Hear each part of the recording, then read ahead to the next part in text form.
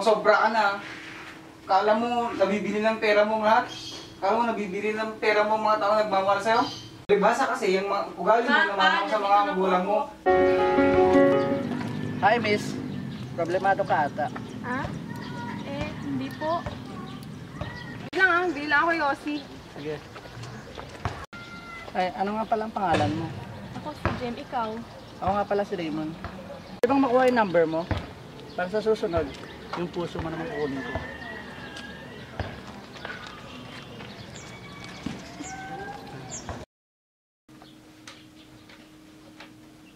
Ano po? O, saan ka na naman nanggaling? Ba't ngayon ka lang? Diyan lang po. Sige po, inaantok na ako.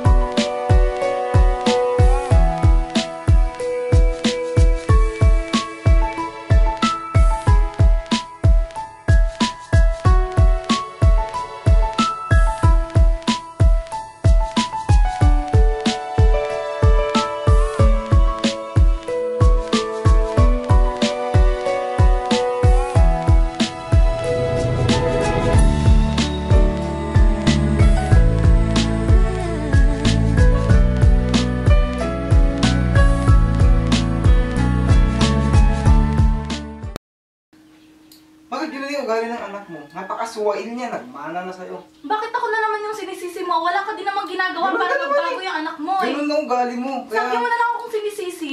Siyempre, ganun ka. Wala akong masasabi Ikaw naman sa wala ugali ka mo. lagi dito eh. Nandun ka lagi sa babae mo. Naghahanap ako ng para sa pamilya natin. Kaya Naghahanap ng para sa pamilya o naghahanap ng ibang babae? hindi ako ng bababae at wala kang ebidensya. Lagi mo Huwag namang akong sinisisi.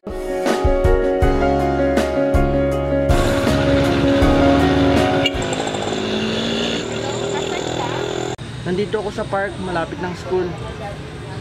Wait mo ako dyan, pupunta ako. Okay, sige. Ano bang problema? Yung mami at daddy ko kasi lagi na lang nag-aaway. Nairitan ako sa bahay. I'm living with their standard. Tara, may puntahan tayo. Saan? Basta, masaya dun. Hindi mo mararamdaman na mag-isa ka.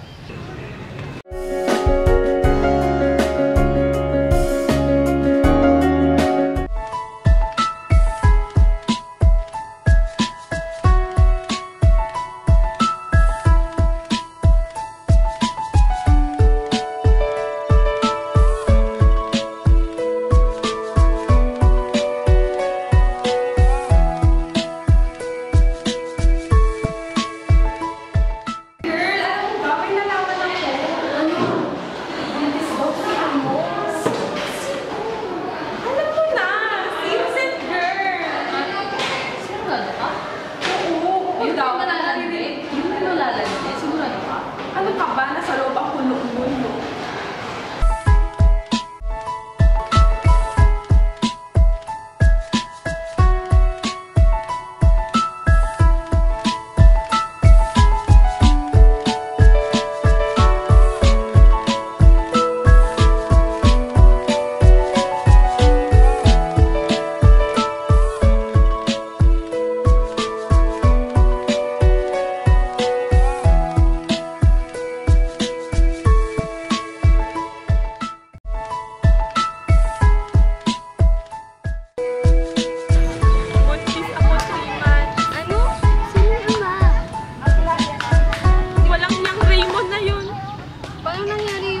Magkakasama lang naman tayo. Paano na pag nalaman niya ng mga magulang kami? Baka papatayin nila ako. Huwag naman ganun. Dito lang kami, tulungan ka namin.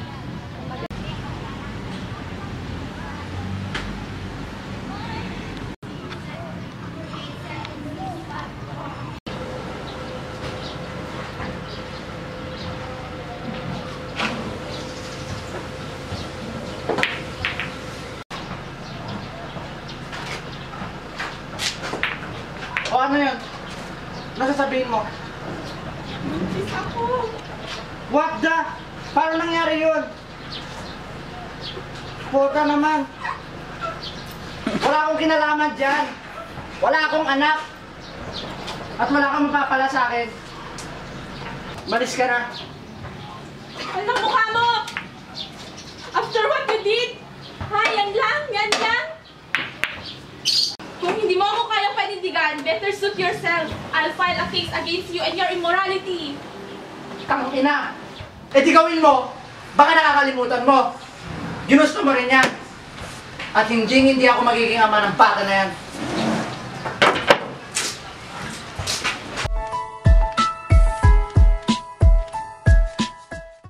Ma, buntis po ako. I'm sorry, Ma. Hindi ko po sinasadya. Oh my God. I'm sorry, anak. I'm so selfish. No, Ma. I should be the one saying sorry. No.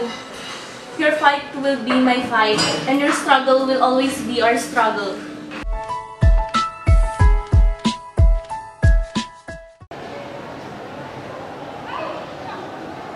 People of the Philippines versus Raymond Tagiba, criminal case number 08548. In view of the foregoing case, this court found that the accused is guilty beyond reasonable doubt and is sentenced for Sean perpetua to death. So ordered.